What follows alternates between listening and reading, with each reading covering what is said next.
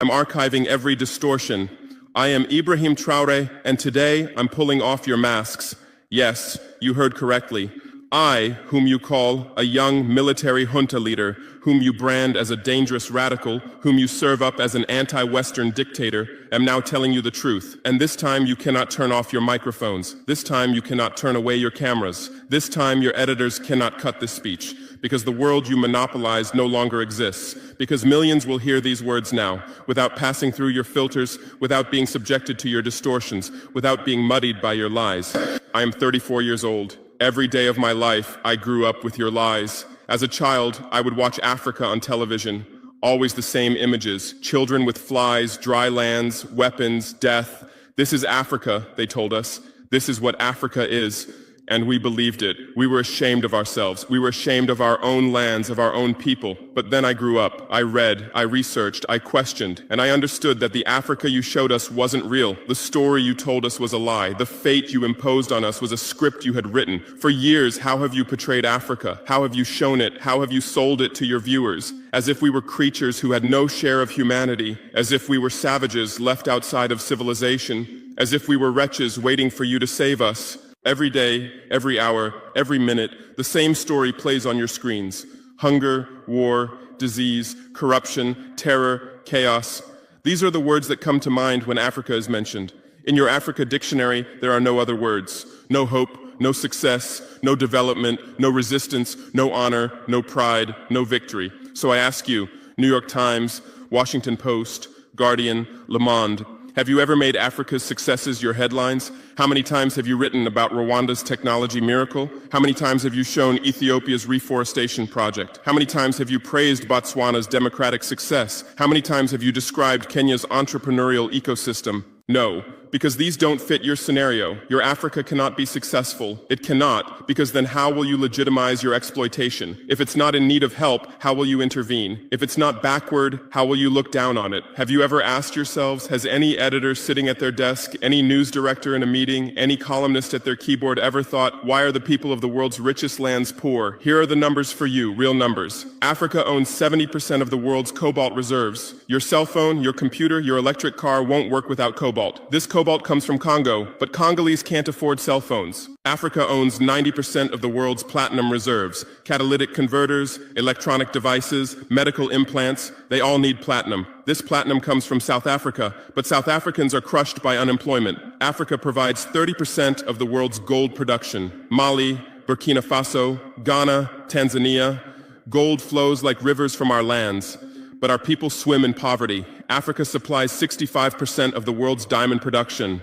Botswana, Angola, Congo, Sierra Leone, billions of dollars worth of diamonds are extracted, but our miners live on $1 a day. Africa owns 35% of the world's uranium reserves. Niger, Namibia, South Africa. Nuclear plants run on our uranium. Paris lights burn with our uranium, but our villages have no electricity. And you still ask, why is Africa poor? No, the right question is, how was Africa kept poor while being so rich? Here's your answer. Colonialism didn't end. It changed shape.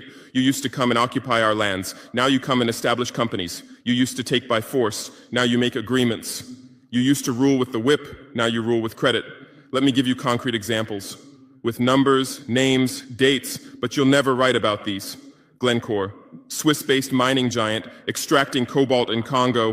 2022 revenue, $256 billion, a tax paid to Congo, $500 million, that's 0.2%. Is this justice? Rio Tinto, British-Australian mining giant, extracting bauxite in Guinea, 20 million tons annually. What's left for Guinea? Environmental pollution and cancer.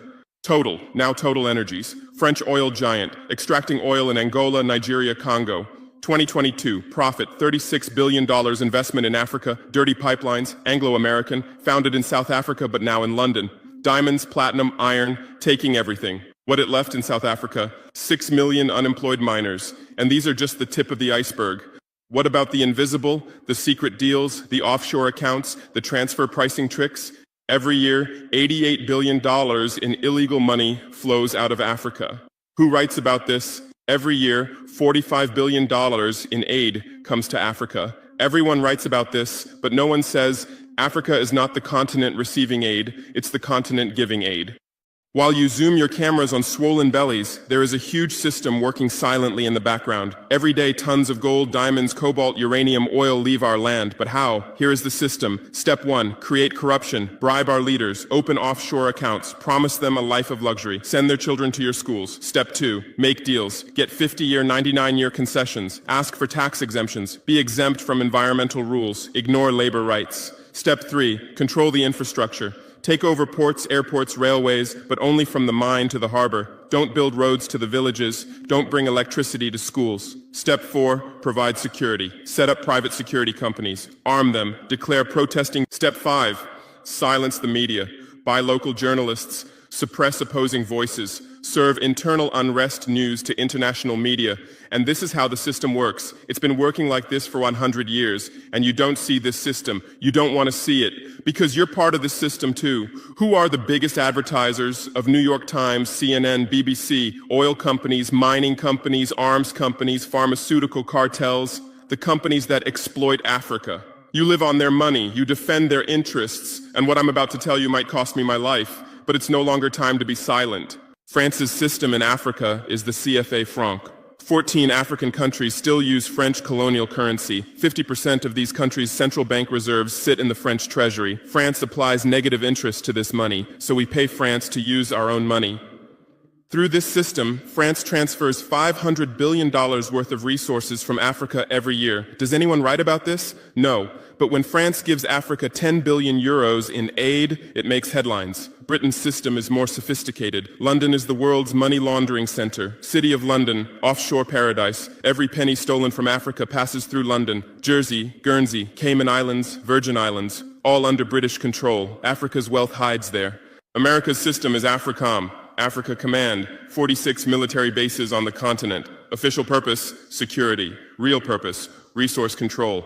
Drones in our airspace every day, listening devices everywhere. They say fighting terrorism, but it's not terrorists. It's people's leaders who are targeted. China is the new player, says win-win, builds infrastructure, gives credit, but in exchange for what? 99-year port concessions, mining rights, agricultural lands, debt-trap diplomacy, ask Sri Lanka, ask Zambia, and you write about none of this. Why? Because you're not free press. You're corporate press. Your bosses are billionaires. Jeff Bezos bought Washington Post. Why? For love of journalism? Rupert Murdoch's media empire, Fox News, Wall Street Journal, The Sun, The Times, all from the same hand, all giving the same message. West is good, others are bad. Carlos Slim is the largest shareholder of New York Times, Mexican billionaire. Where's his wealth from? Monopolized telecommunications, got rich off Latin America's back, now controls America's most respected newspaper. And you claim to do independent journalism? Who are your editors? Which schools did they graduate from? Harvard, Yale, Oxford, Cambridge? Always the same elite schools, always the same worldview, always the same prejudices.